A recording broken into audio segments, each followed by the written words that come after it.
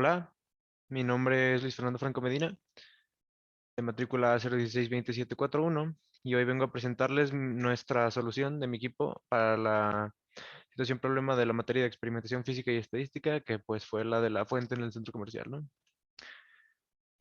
Eh,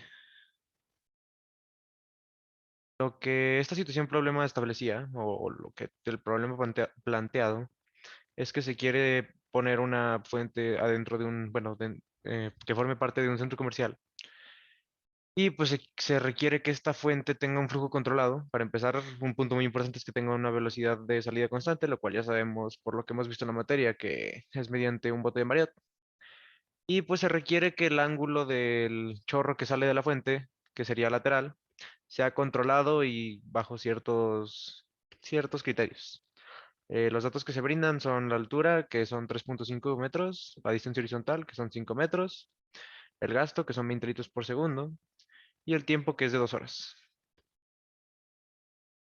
Bueno, pues para empezar nos dimos cuenta de que los pasos de la solución, o sea, tenía que ser un proceso y pues esto dividiéndolo de una manera bonita y entendible, sería para empezar calcular X y H, que pues H en este caso no sería, pues sería como Y, pero pues para darle una simplicidad a lo que se está usando. Despejar el tiempo, o sea, despejar el tiempo de todas las fórmulas para que se pueda interactuar de manera correcta. Conseguir el ángulo del arco para que caiga donde se espera. Sacar la velocidad inicial del chorro. Calcular el volumen y la altura del tubo que se va a utilizar y calcular las dimensiones de la fuente o bote de Mariotte.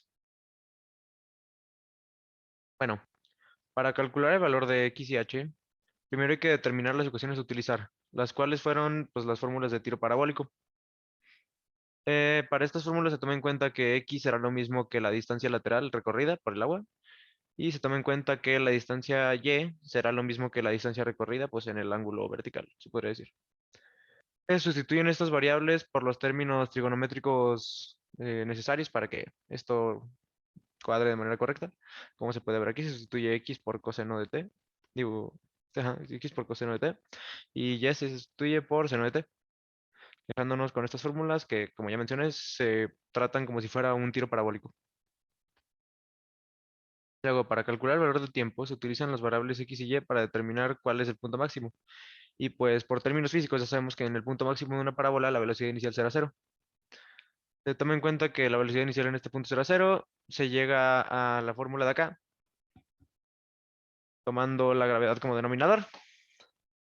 Se utiliza dentro de las otras fórmulas y pues poco a poco podemos obtener cómo será el tiempo dentro de las funciones esperadas.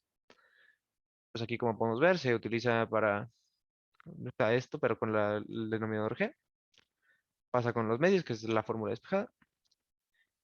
Y pues así queda.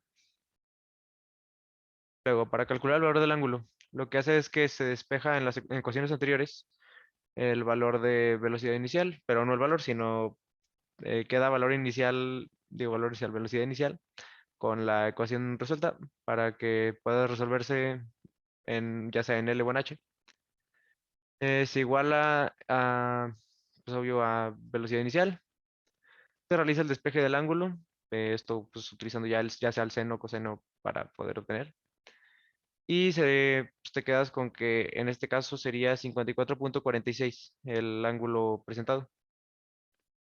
Me gustaría repetir el proceso, que sería simplemente sustituir los valores de velocidad inicial, bueno, no valores, la ecuación que queda si yo mando velocidad inicial de un lado, para que puedas despejar de manera correcta el ángulo.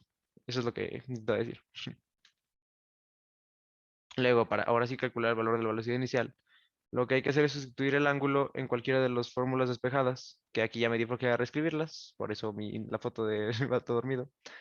Y pues al sustituir la velocidad inicial dentro de la fórmula antes presentada y con el ángulo que ya sabemos, pues obtendrías el resultado, que en este caso sería de 10.18 metros por segundo. Para calcular el volumen y la altura del tubo que estaría dentro del bote de Mariotte, se utilizó la fórmula de velocidad de volumen en base al gasto, que pues como ya sabemos es, ajá, entonces te quedaría gravedad, digo gasto, tiempo, perdón, y pues queda 20 litros, que es lo que ya sabemos que son, o sea, el gasto normal. El valor de las 2 horas cambiado a segundos, que pues son 7200. Y pues nos da el volumen de gasto, que sería 144 metros cúbicos. Digo, el volumen del bote, perdón. Luego, para despejar la ecuación de Torricelli, tienes que utilizar esta misma ecuación, pero pues ahora para el volumen y la altura del tubo. Y aquí lo que se hace es 2GH con la velocidad inicial. Luego utilizando la velocidad inicial que ya sabemos, queda velocidad inicial sobre 2G. Inicial que queda 10.8 al cuadrado sobre 2.2 por 9.8 y nos deja con 5.28 que es la altura del tubo a utilizar. De esta manera se obtiene. Luego, para el cálculo de las dimensiones, se toman como datos arbitrarios H y R. Esto como con el motivo de que se evita una diferencia grande entre la fórmula normal de lo que se ha obtenido y la que sería normalmente obtenida por la fórmula de un cilindro, que como ya sabemos es pi por radio al cuadrado por la altura del cilindro. Las alturas del orificio de salida surge simplemente de la suma de las dos alturas, o sea, la altura de la fuente y la del tubo, pues, de donde sería colocada la fuente y del tubo. De esa manera se tendría a qué altura tiene que estar el orificio. El radio del orificio se obtiene mediante la fórmula de gasto. Pues mediante esta fórmula podemos encontrar que, haciendo un despeje simple del gasto pi velocidades, te quedas con 0. Bueno, aquí entro el raíz, pero ya no aplicaría.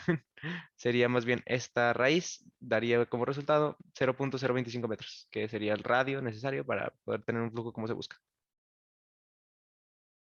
Bueno, tomando en cuenta todo esto, podemos ver que, o sea, después del análisis apropiado y de haber hecho los despejes necesarios, nuestra propuesta está basada en los datos que obtuvimos poco a poco y mediante las fórmulas explicadas.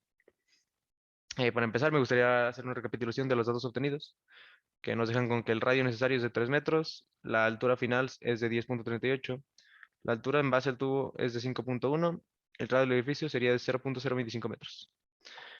Hablando ya de materiales, el tubo en sí tendría que ser de vidrio templado. Esto tomando en cuenta que el vidrio templado es un material que es de los vidrios más resistentes que hay y sería uno que permitiría claramente un flujo del viento de manera apropiada y sin generar inestabilidad dentro del bote. Luego el bote o fuente en sí y la donde se encapsula el agua, pues sería de titanio. Esto tomando en cuenta que es un material relativamente ligero y que proporciona densidad bastante decente para lo que se busca. Y pues tomando en cuenta estos datos, ciertamente sería un material que puede manejar el agua y los fluidos de tal forma sin que haya ningún problema y por bastante tiempo antes de que haya algún percance. Y pues esto sería mi propuesta. Bueno, mi propuesta, nuestra propuesta. Gracias. Espero que haya sido una excelente presentación.